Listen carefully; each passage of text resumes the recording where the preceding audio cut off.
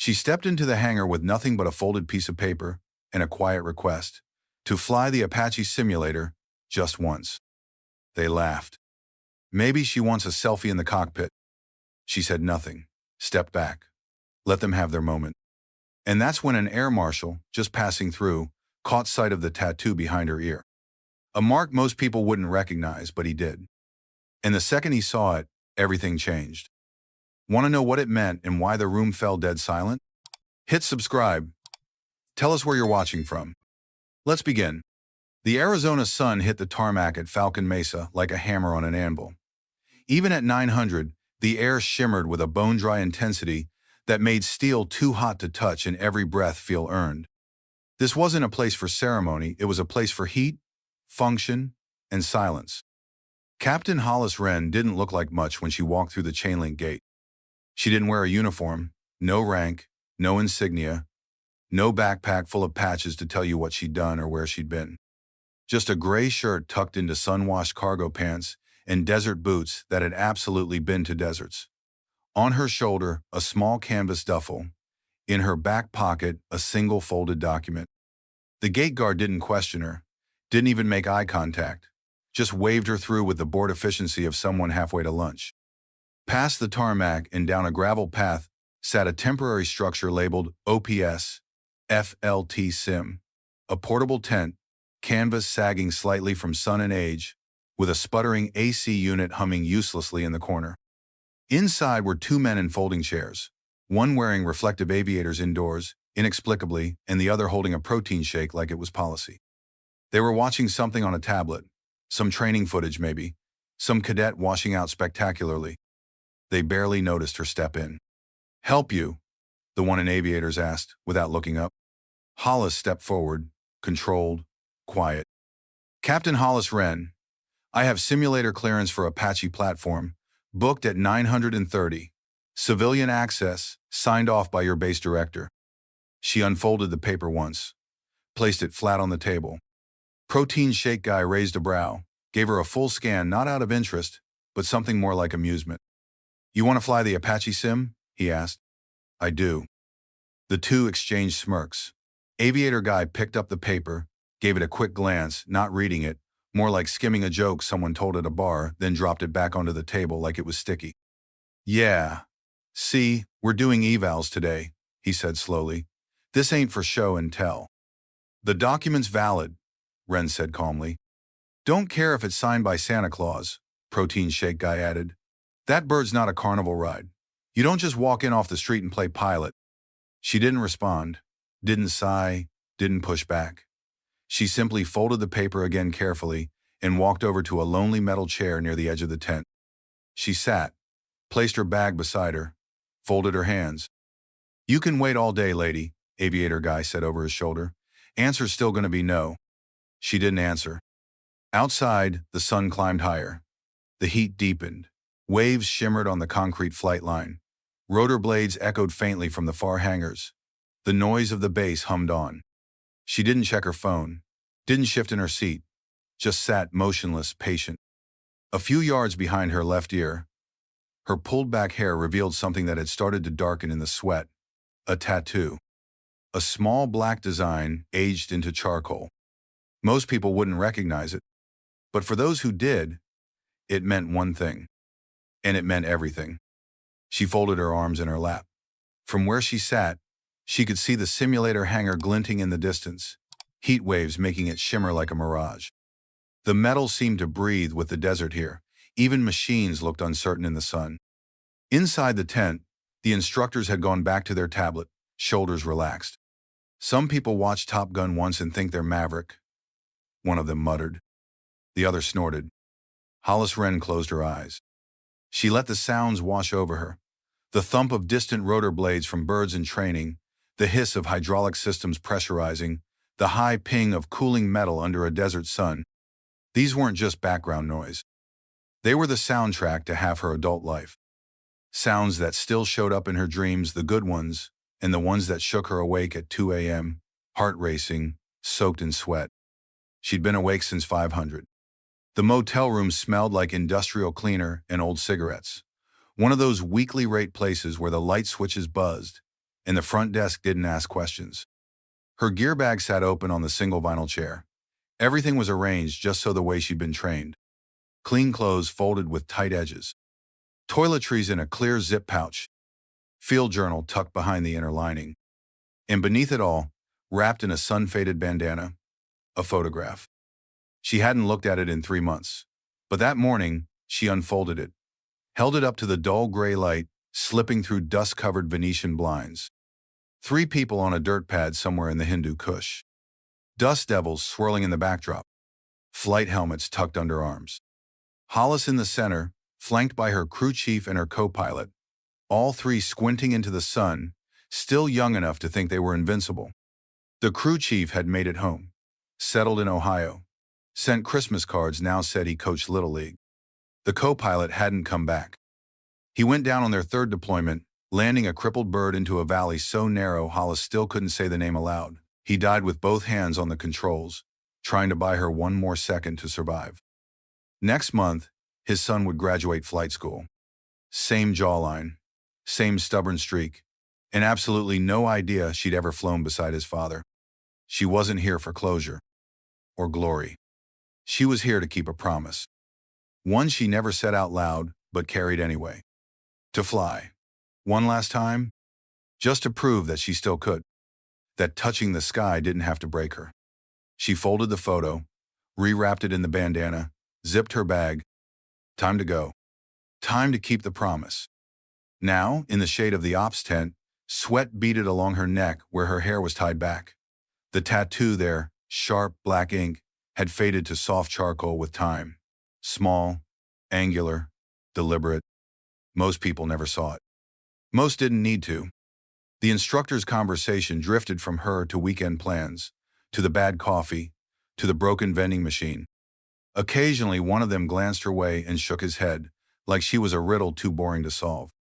A young mechanic passed by, tool bags slung over her shoulder, grease under her nails. She slowed slightly, curious. There was something about the way the woman sat in the heat unbothered, unblinking like someone who had long since made peace with discomfort.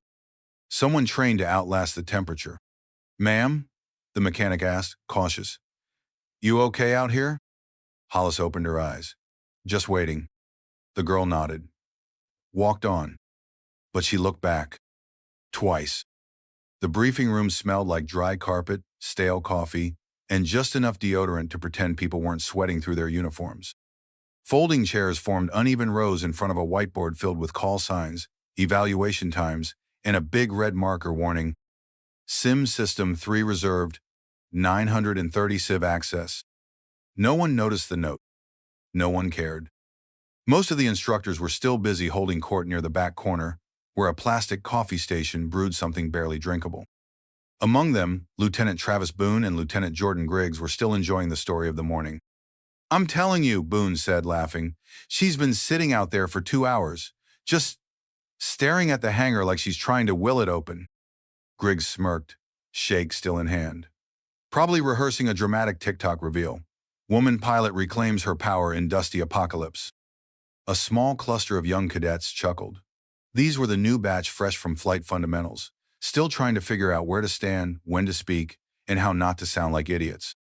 "She had paperwork, though, didn't she?"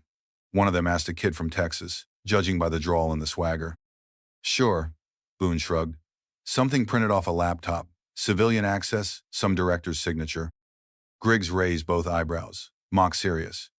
"She say she was a general's wife or something?" "Nope," Boone grinned. "Didn't say anything except she wanted to fly, quiet type, real mysterious." He made a spooky gesture with both hands. "Maybe she's writing a blog. Military wife learns to fly Apache to honor husband's memory." More laughter. A few leaned in now, fully invested in the groupthink. "You think she actually flew before?" "Maybe drones. Flight sim on Steam." Someone mimicked typing on a keyboard. Another mimed joystick controls like a video game. They all laughed again, that specific kind of laughter that comes too easy when everyone's young and wants to be seen as the one who knows better. At the edge of the room, Sarah Maddox leaned against the wall, arms crossed over her coveralls, tool bag still slung across her back, a smudge of grease on her wrist. She hadn't spoken. She'd passed the woman outside earlier, seen the way she sat. Still, focused, not bored, not anxious, just ready. And her hands, scarred, not from accidents, not from hobbies. Those were operational scars.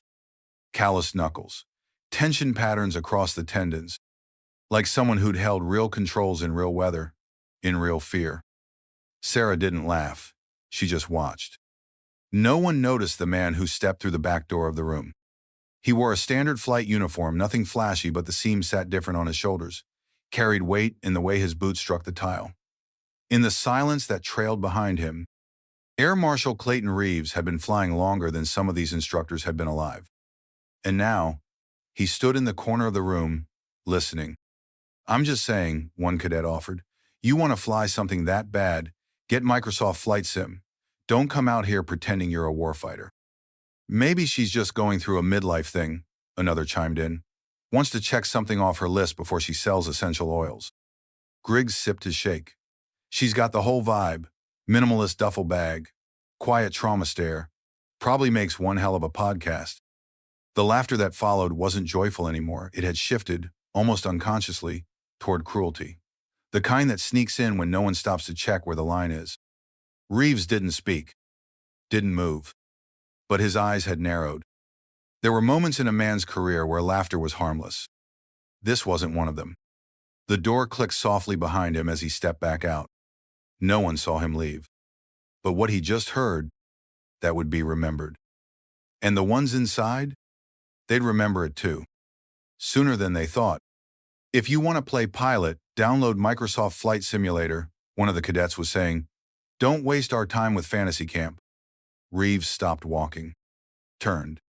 The voices came from the other side of the briefing wall, sharp, young, certain. He listened.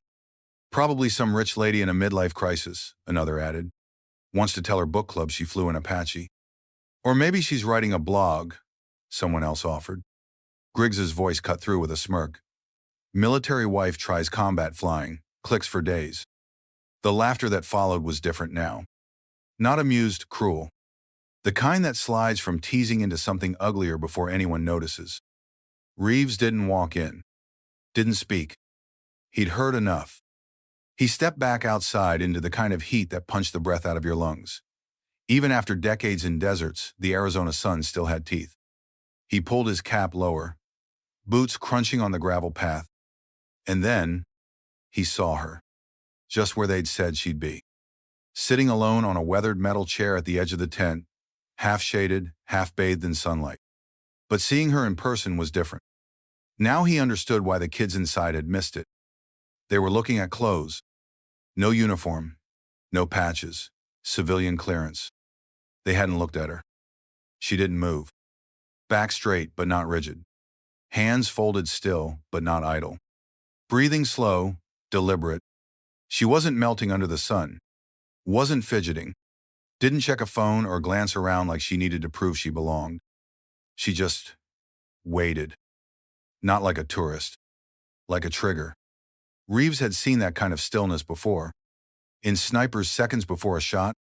In pilots waiting for green lights over enemy lines. In soldiers who knew that staying invisible could mean staying alive. As he got closer, she turned her head slightly, acknowledging his presence, but without breaking composure. That's when he saw it. Behind her left ear, where the ponytail exposed a clean edge of skin, the ink was visible in the heat-slick sweat. A small black tattoo, aged to charcoal. 2 crossed rotor blades under a stylized dagger. Not decoration. Not flair. Functional. A field mark for personnel who couldn't carry ID. His breath caught. Just below it, almost invisible in size. 160.01. Night Stalkers. 160th Special Operations Aviation Regiment. But that wasn't what stopped his heart. Beneath the numbers was a second mark, a downward arrow, cut by a single horizontal line. Tier 1. Direct action. He'd seen that symbol 3 times. Twice on posthumous citations he'd signed with shaking hands. Once in a briefing so classified, it didn't have a timestamp. And now it was here, sitting on sunburned skin in front of him. This woman wasn't a tourist. She wasn't here for fun. She wasn't retired civilian personnel. She was a ghost. One of the deep ones, the kind of pilot whose records had 3 agencies fighting over whether she existed at all. Reeves stepped forward carefully. "Ma'am," he said quietly. She looked up. Green eyes. Calm.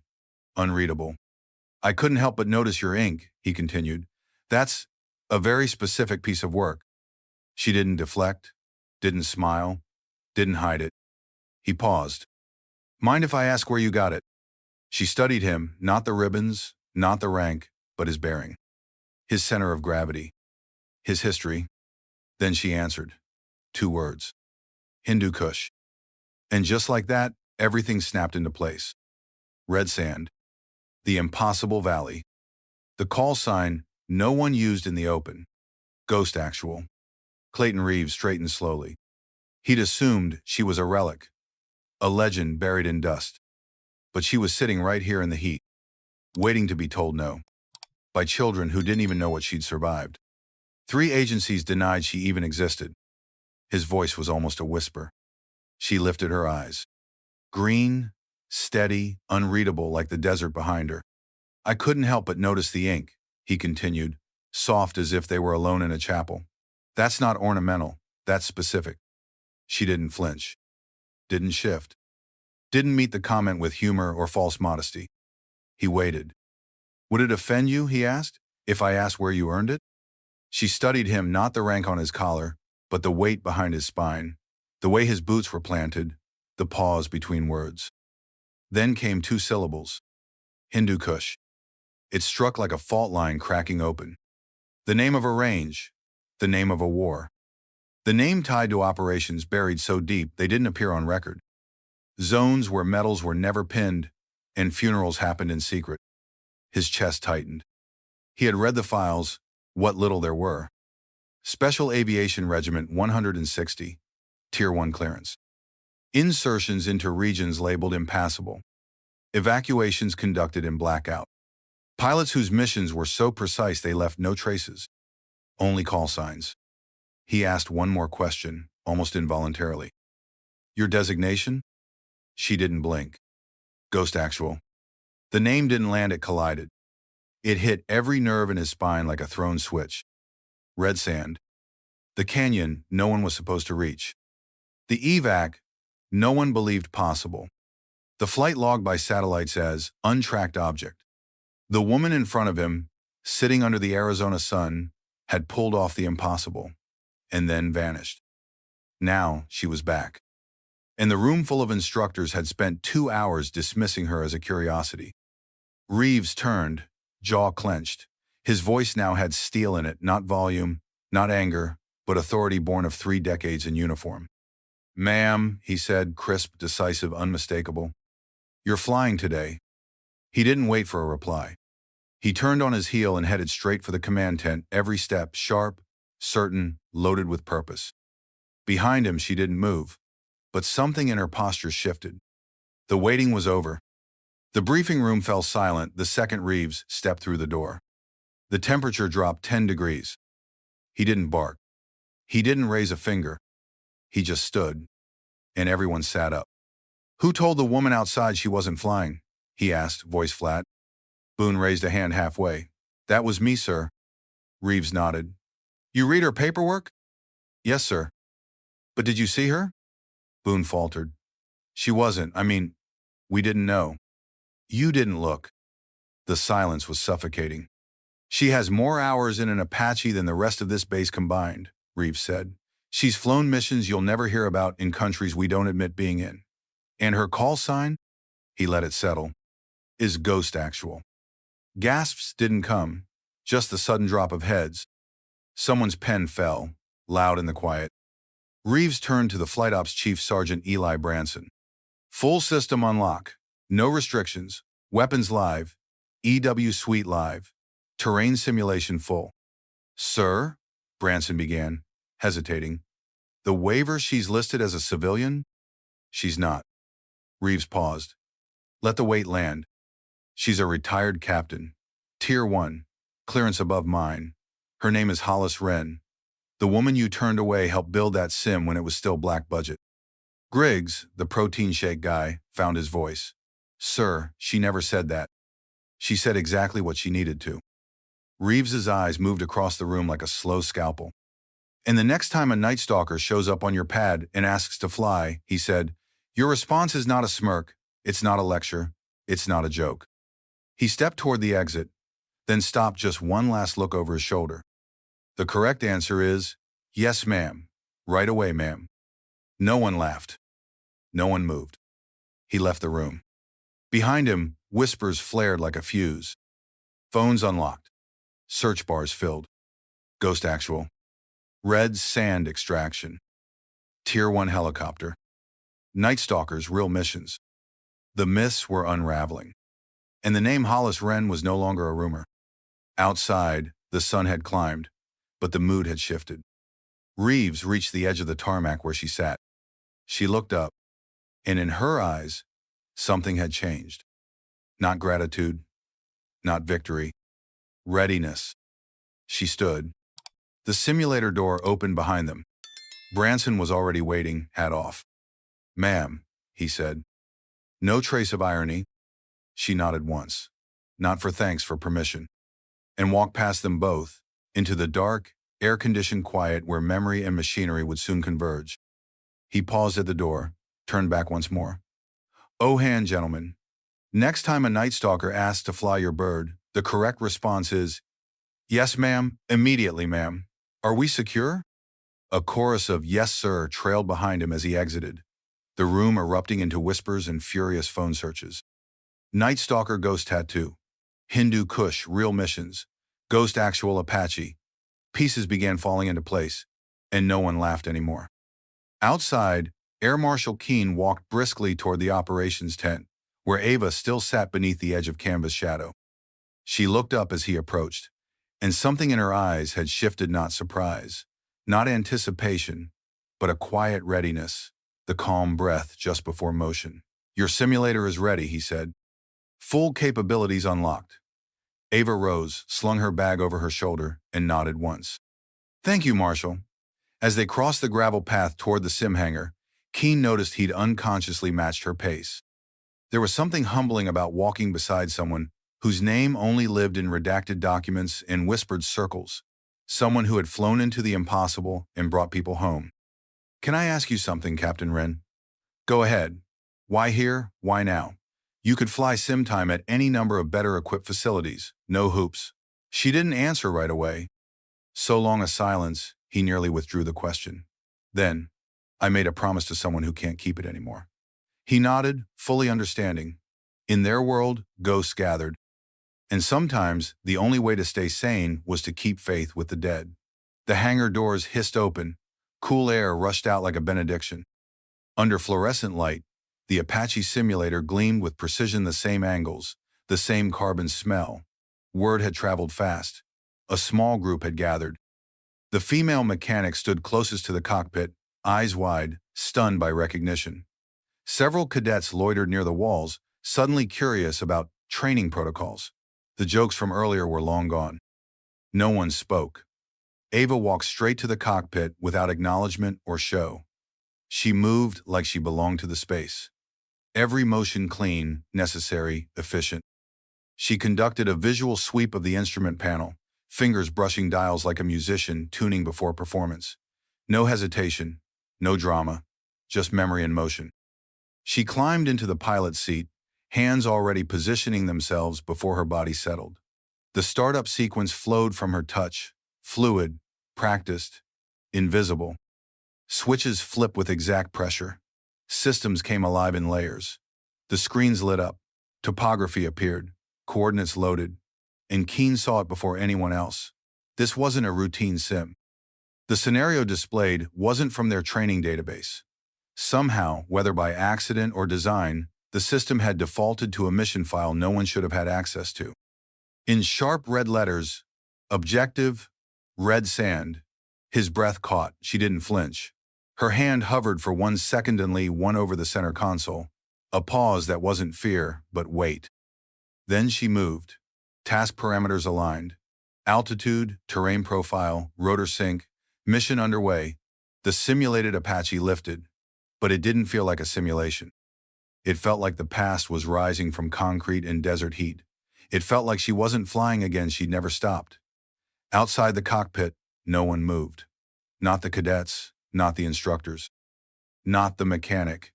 They watched in reverent stillness, as if witnessing something private and holy. Keen didn't need a readout to know what was happening. She was executing the same run from the classified red handoff, the one that made her a myth. Terrain following flight below detection altitude.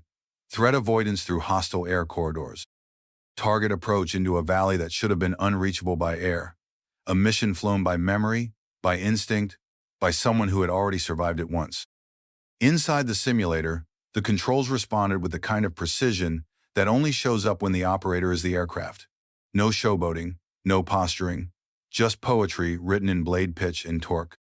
Ava Wren was not flying the machine. She was the machine.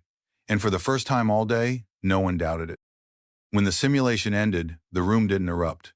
No applause, no debrief, just silence, reverent and unshaken, as the screen faded to black.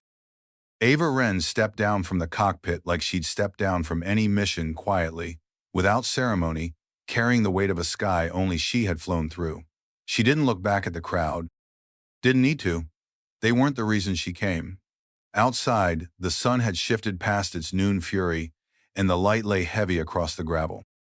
She shouldered her pack, the same way she had 100 times before, straps, square, tight, methodical. She started toward the edge of the tent where she'd first waited. That's when the young mechanic Sarah stepped forward. Not in awe, but in something braver. Curiosity, maybe? Or kinship. Her voice was careful but steady. Is it true? Ava paused. Tilted her head just slightly. Were you really, her? Ava didn't nod immediately. She looked at the girl at the oil under her fingernails, the way her hands were fidgeting like she didn't know if she was about to be dismissed or drafted. Then finally, she nodded. Just once.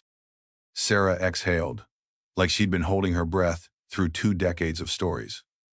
I thought so, she said quietly. Ava reached into the side pocket of her pack. Not rushed, not ceremonious. Just exact. From inside, she pulled a small, weathered Casey olive drab, canvas-wrapped, worn thin at the corners. She opened it. Inside sat a single pair of aviator wings. Not pristine, not polished, a little bent at one corner, edges dulled by sand, salt, and time. She held them in her palm, then looked at Sarah. They weren't mine, Ava said. They belonged to my co-pilot, Hindu Kush, Operation Red Sand. He never made it home. Sarah swallowed hard. Why are you giving them to me? Ava offered no speech, no story, no lesson. Just this. Because when the time comes, you'll be the one to carry them forward. Sarah blinked. But I'm not even a pilot. Ava looked her in the eye. Not yet. She pressed the wings into Sarah's hand, fingers closing gently around hers. When someone tells you you don't belong in the cockpit, when they say your place is somewhere else, you remember this. The sky doesn't take orders from them. For a moment, neither moved. A gust of desert wind passed through the hangar doors, lifting dust like memory. Ava turned to leave. No salute, no handshake, just footsteps crunching toward the horizon. More time. Behind her, Sarah stood frozen, the wings still warm in her hand, realizing that sometimes the past doesn't just haunt, sometimes it hands you the map. Some heroes don't wear medals. Some never ask for parades. They simply carried the weight, kept their promises, and showed up quietly when it mattered most. Ava Wren's story reminds us that duty doesn't always end with retirement, and that honor isn't something you speak, it's something you live. Even in silence, even in shadows, even when no one is watching. We all carry ghosts, people we've lost, promises we've made. But like Ava, we can still honor them by stepping forward with grace, by helping someone else carry their wings, and by remembering that the sky doesn't belong to those who say you can't. It belongs to those who keep trying anyway. So whether you served or simply stood by someone who did, know this: your legacy is still unfolding. Quiet strength matters, and sometimes the most powerful thing you can do is just keep going. If this story moved you, we invite you to subscribe for more true tales of courage, honor, and the quiet strength that defines generations. Thank you for watching, and until next time, keep your eyes on the horizon and may peace follow your every step.